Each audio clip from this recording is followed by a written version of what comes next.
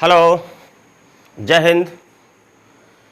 चलिए भाई, इससे पहले हमारा जो टॉपिक हमने कांग्रेस वाला स्टार्ट किया था और उसमें जहाँ तक लग रहा मैंने 1917 तक करा दिया था। कांग्रेस की पहली महिला अध्यक्ष एनी बेसेंट तक, है ना, श्रीमती एनी बेसेंट तक मैंने करा दिया था। अब जरा आगे बढ़ते हैं। लगभग 50% हो गया, थोड़ा आगे बचा हुआ है। प्रयास ये होगा कांग्रेस के अधिवेशन से जितने क्वेश्चन बनते हैं वो सारे कवर कर लिए जाए। एक वीडियो मैं बना चुका हूँ इस टॉपिक पे और सेकंड वीडियो इसका आज है कांग्रेस वाले का।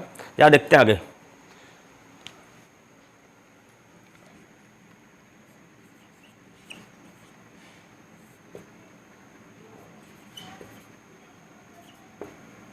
लेकिन अगला था हमारा 1920 में कांग्रेस का नागपुर अधिवेशन हुआ। नागपुर अधिवेशन हुआ जिसके अध्यक्ष थे सी विजय राघव चेरियार। सी विजय राघव चेरियार थे। देखूं कट तो नहीं रहा है। हाँ, सी विजय राघव चेरियार थे। और आपको पता होना चाहिए इससे पहले 1 अगस्त 1920 को कलकत्ता से महात्मा गांधी ने असहयोग आंदोलन की शुरुआत किया था। और तो उस असहयोग आंदोलन का अनुमोदन इस अधिवेशन में किया गया। तो ध्यान दीजिए इसमें काम क्या हुआ कि असहयोग आंदोलन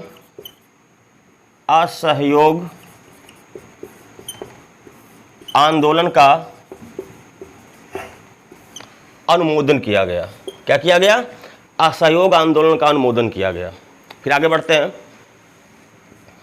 1924 में कांग्रेस का बेलगांव अधिवेशन होता है। बेलगांव जो कर्नाटका में आपका है, बेलगांव अधिवेशन हुआ जिसके अध्यक्ष थे महात्मा गांधी थे। और ध्यान रखिएगा कि महात्मा गांधी की अध्यक्षता में कांग्रेस का एकमात्र अधिवेशन था ये, न इससे पहले न इसके बाद। महात्मा गांधी ने केवल एक ही बार कांग्रेस की अध्यक्षता किया, 1924 में बेलगांव अधिवेशन। फिर अगला क्वेश्चन हमारा आता है कांग्रेस से। 1925 में कांग्रेस का कानपुर, ये हमारा परेड ग्राउंड यहीं हुआ था, कानपुर में अधिवेशन हुआ जिसके अध्यक्ष थी श्रीमती सरोजिनी नायडू। श्रीमती सरोजिनी नायडू थी जो कि कांग्रेस की पहली भारतीय महिला अध्यक्ष बनने का गौरव इनको मिला। जब पूछे पहली महिला, आफ्टर ऑल महिलाओं में पहली, ये यूँ कह लीजिए कांग्रेस की सबसे पहले अगर किसी महिला को अध्यक्ष पद दिया गया तो वो आएगा श्रीमती सरोजिनी नायडू, श्रीमती एनी बेसेंट 1917 में, 1917 में कलकत्ता अधिवेशन। और जब भारतीय महिला की बात आए तो श्रीमती सरोजिनी नायडू 1925 में और कानपुर में अधिवेशन हुआ जो हमारा परेड ग्राउंड है, परेड पे हुआ था। इसमें अगर आप देखिए एक काम और भी हुआ। हमारे कानपुर के पार्षद थे श्यामलाल गुप्ता जी। श्यामलाल गुप्ता जी ने लिखा था एक गीत, विजयी विश्व तिरंगा प्यारा झंडा ऊंचा रहे हमारा। इस गीत को पहली बार श्यामलाल गुप्ता जी ने गाया था, विजयी विश्व तिरंगा प्यारा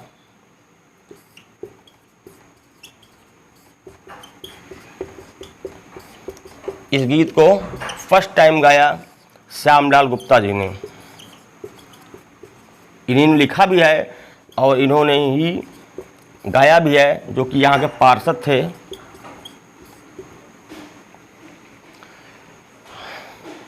फिर आगे चलते हैं।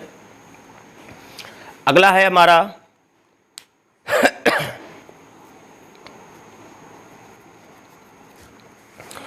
1927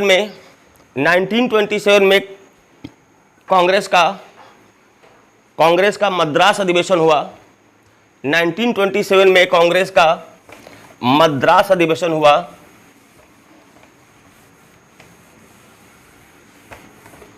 मद्रास अधिवेशन हुआ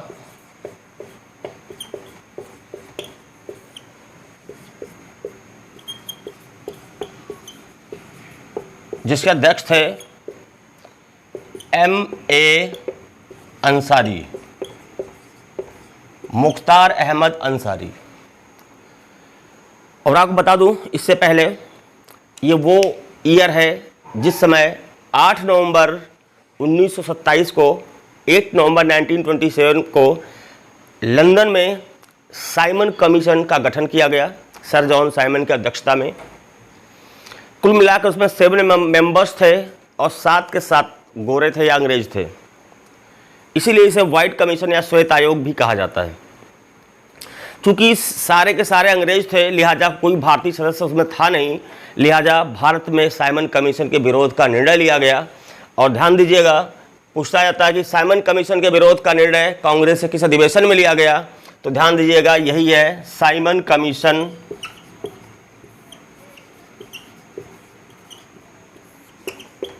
के विरोध का फैसला लिया गया। वो 1927 वाले में, ठीक, और जिसके अध्यक्ष थे M.A. अंसारी, मुख्तार अहमद अंसारी। अब जरा आगे बढ़ते हैं। फिर एक क्वेश्चन पूछा गया था, मैंने देखा था कि कांग्रेस के किस अधिवेशन में गांधी इरविन पैक्ट या गांधी इरविन समझौते का अनुमोदन किया गया। ध्यान दीजिएगा, तो 1931 में कांग्रेस का कराची अधिवेशन हुआ जिसके अध्यक्ष थे हमारे सरदार वल्लभ भाई पटेल। और क्योंकि आज तो पाकिस्तान में है कराची,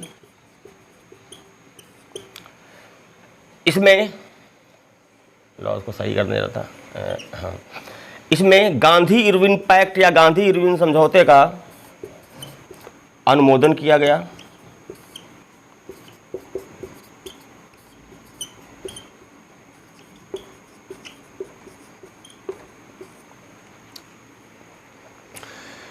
फिर एक क्वेश्चन पूछा गया है कि कांग्रेस का ऐसा कौन सा अधिवेशन था या एकमात्र ऐसा अधिवेशन कौन सा था, एकमात्र, जो किसी गांव में हुआ था। तो इसको देखते हैं। ये अधिवेशन हमारा है 1936, कहीं 37 मिलता है। ये है फैजपुर, फैजपुर महाराष्ट्र में है, महाराष्ट्र। इसके अध्यक्ष थे JL नेहरू जी थे। जवाहरलाल नेहरू की अध्यक्षता में हुआ और 1936-7 का घट है और स्थान है फैजपुर। फैजपुर जो कि आपका है महाराष्ट्र में, एक गांव है कोल्हापुर के आगे। तो एक मात्र अधिवेशन है कांग्रेस का जो किसी गांव में आयोजित किया गया। अब जरा आगे बढ़ते हैं। ये सारे के सारे क्वेश्चंस हैं जो कभी न कभी किसी न किसी एग्जाम में पूछे गए, और कांग्रेस के अधिवेशनों से बहुत सारे क्वेश्चन पूछे भी जाते हैं और आगे पूछे जाते रहेंगे। अगला हमारा आता है कि सुभाष चंद्र बोस को, नेताजी सुभाष चंद्र बोस को कांग्रेस का अध्यक्ष पहली बार कब बनाया गया, या लगातार 2 बार उनके आते हैं। तो ध्यान दीजिएगा, 1938 में हरिपुरा पड़ता है आपका गुजरात में, अधिवेशन हुआ जिसके अध्यक्ष बनाए गए नेताजी सुभाष चंद्र बोस। सुभाष चंद्र बोस को बनाया गया।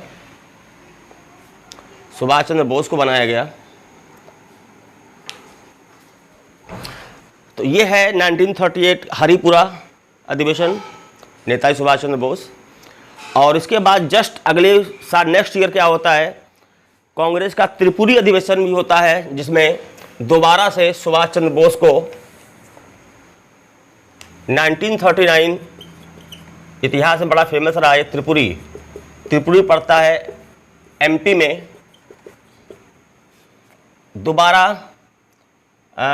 बोस या सुभाष चंद्र बोस दोबारा बनाए गए। नेताजी सुभाष चंद्र बोस, शॉर्ट में बोस लिखे दे रहा हूं मैं यहां पे। इसमें एक गड़बड़ क्या हुआ, इस अधिवेशन में दो दावेदार थे अध्यक्ष पद के, एक तो नेताजी सुभाष चंद्र बोस और दूसरे महात्मा गांधी के चहेते प्रत्याशी थे पट्टाभी सीतारमैया। अब दो उम्मीदवार थे, अब बात थी कौन चुना जाएगा।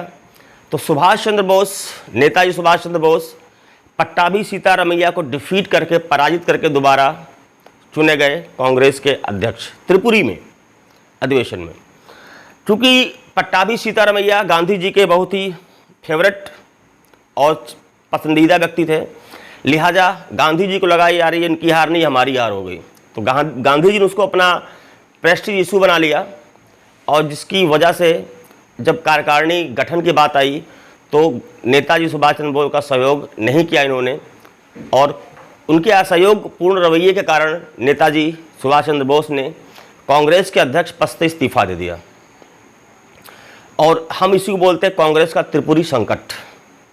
लिहाजा जब उन्होंने इस्तीफा दे दिया तो फिर डॉक्टर राजेंद्र प्रसाद को अध्यक्ष का पद संभालने को बोला गया, उन्हें बनाया गया। और कांग्रेस से अलग होने के बाद, इस्तीफा देने के बाद नेताजी सुभाष चंद्र बोस ने अपनी एक अलग पार्टी बना लिया, एक दल बना लिया, नाम रखा उसका फॉरवर्ड ब्लॉक।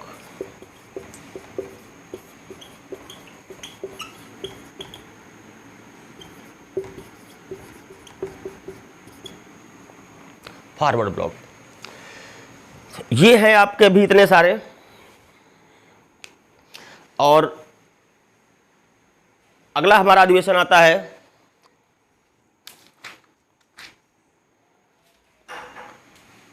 1940 में, 1940 में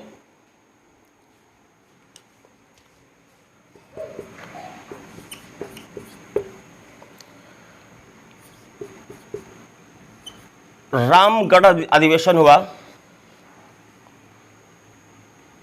जिसके अध्यक्ष बने अबुल कलाम आज़ाद, और लगभग 6 वर्षों तक, 6 ईयर्स का कार्यकाल, 40 से लेकर 46 तक ये थे। और सबसे लंबा कार्यकाल इनका माना जाता है कांग्रेस के अध्यक्ष के रूप में। और फिर इसके बाद अगला अधिवेशन होता है 1946 में, जो कि मेरठ अधिवेशन के नाम से जाना जाता है, मेरठ यूपी में, जिसके अध्यक्ष बनाए गए आचार्य जे.बी.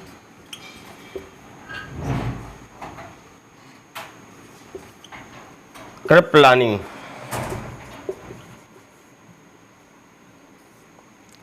आचार्य जे.बी. कृपलानी। इनसे यहाँ पर एक क्वेश्चन बनता है, कई बार पूछा भी गया है, कई बार अलग एग्जाम्स में, कि जब देश हमारा आज़ाद हुआ, मतलब 15 अगस्त 1947, तो उस समय कांग्रेस का अध्यक्ष कौन था। अब देखिए आपके सामने अगला चुनाव, अगला अधिवेशन 47 में होगा, अमूमन दिसंबर में होता था। और उस समय, आज़ादी के समय, कांग्रेस के अध्यक्ष आचार्य जे.बी. कृपलानी। तो कांग्रेस का आज़ादी से पहले, आंदोलन से पहले जो मेन आपके अधिवेशन थे, प्रमुख अधिवेशन थे, जहां पर कुछ ना कुछ काम किया गया, वो मैंने आपको 2 वीडियो में डिस्क्राइब कर दिया है। और उम्मीद करता हूं आपको समझ में आना चाहिए। और ये टॉपिक ऐसा है, बहुत ही इम्पॉर्टेंट टॉपिक है, इससे क्वेश्चंस पूछे बहुत जाते हैं, इसको ध्यान से देखिए। अच्छा लगे लाइक करिए, सब्सक्राइब करिए, और अपने दोस्तों मित्रों सबको शेयर करिए, ताकि यदि कोई अच्छी चीज़ है तो सबको मिले। और फिर हम मिलते हैं अगले वीडियो में आपसे, तब तक के लिए जय हिंद।